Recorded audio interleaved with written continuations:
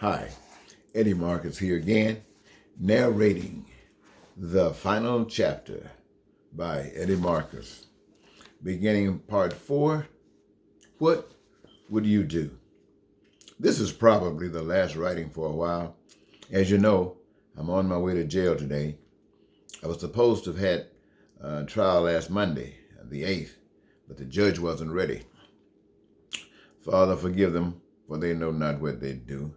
It's truly appropriate for the people of the world. There's war and strife amongst them, yet they each want peace.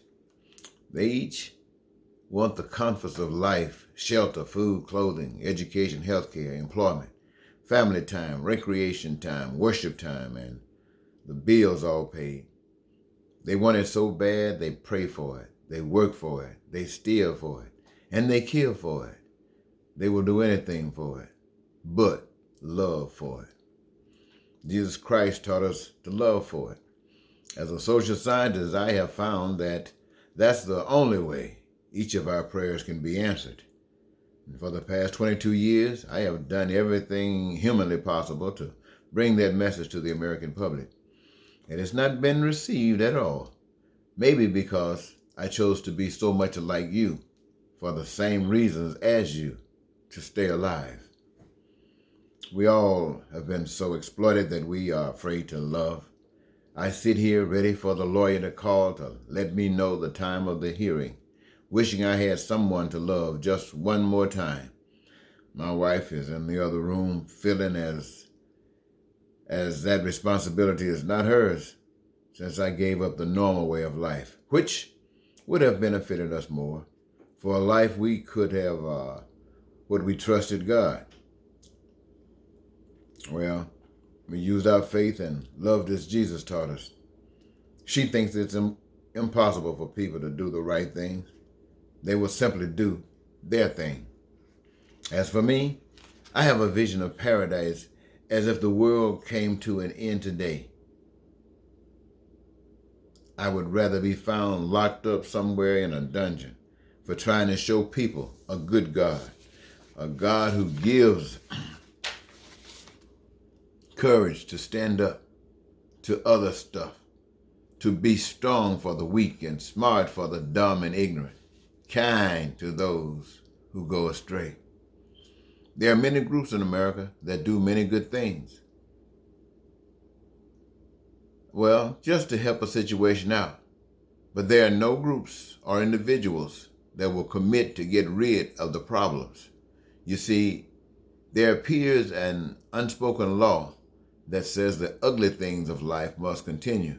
In fact, our system and all other social systems are founded on the exploitation of others. No groups or persons attacking these institutions will be allowed to succeed, so no one tries, not even the church.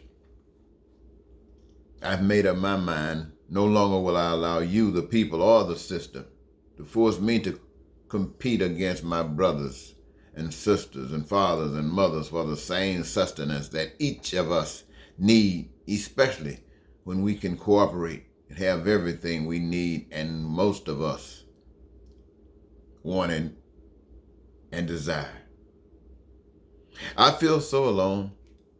You would never have convinced me that of all the Christians and Muslims and everything else on earth or in America, I am the only one who will commit his life, sacrifice his freedom and family for this particular mission as I see it. I'm not asking you to get me out of jail. The people here are captives. They are angry and mad, but you are free. That makes you colder. God will help me.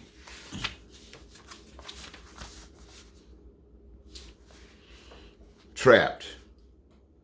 I discovered a power source, a belief system that would eradicate the exploitation which created the corruption.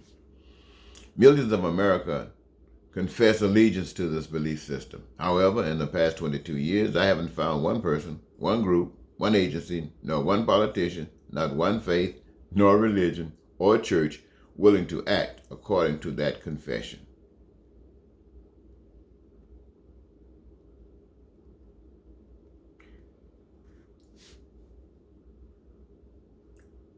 I've been to the mountaintop. No man can serve two masters. Either he will love one and turn on the other, or he will hate one and despise the other. If slave master takes slave to the market and sells him to a new master, the slave goes home with the new master to work his dictates, never again to serve the old master.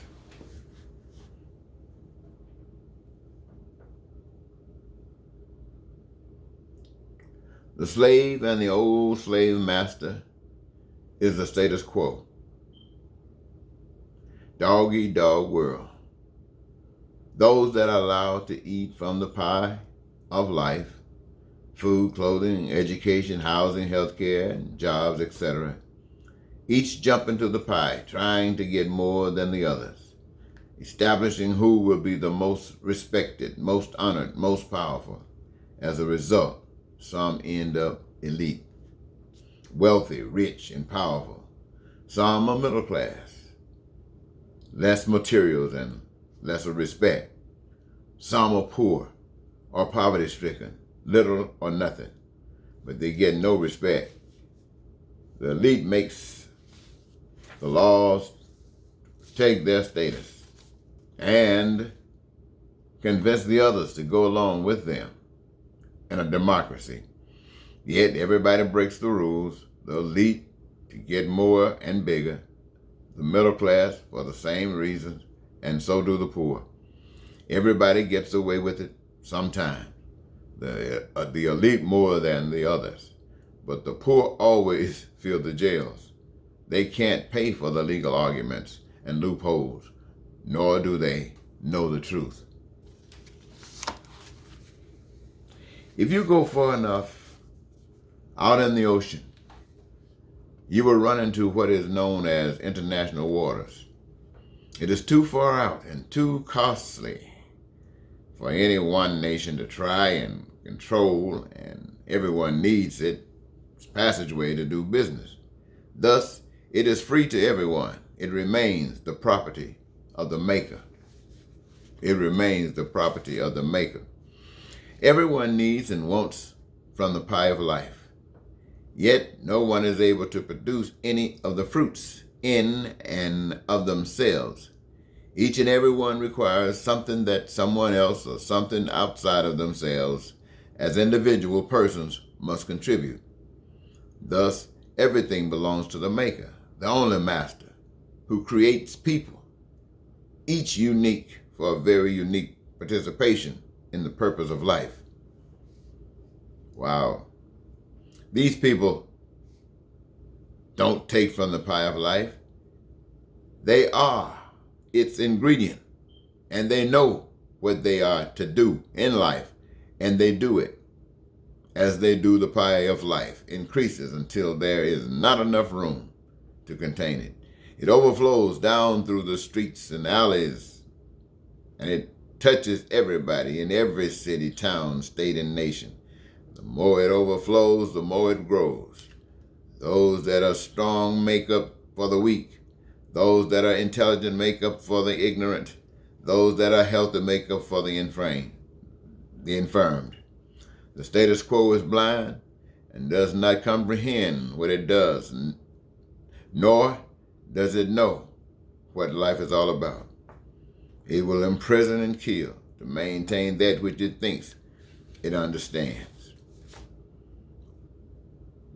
That is why the prophets proclaimed, loving the Maker with all that one has, and loving all others as though they were you, is the only way for every dream to come true. The status quo put the unrepentant slave, the repentant slave, as well as the innocent slave on the cross of crucifixion, killed them and cried out, "How great I am." However, the innocent one knew the Maker. He knew that the repentant one in the presence of the innocent had discovered truth.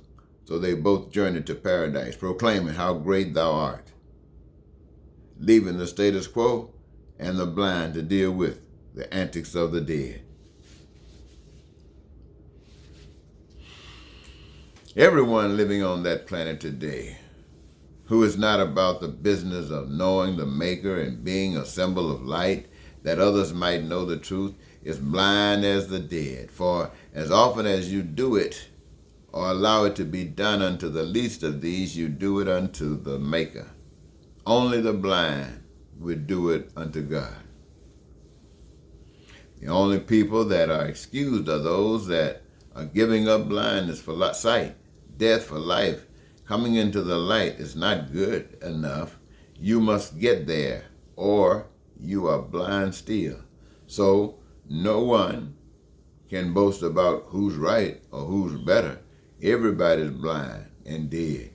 Every gender, sex, religion, faith, church, race, and every nationality, all are blind dead.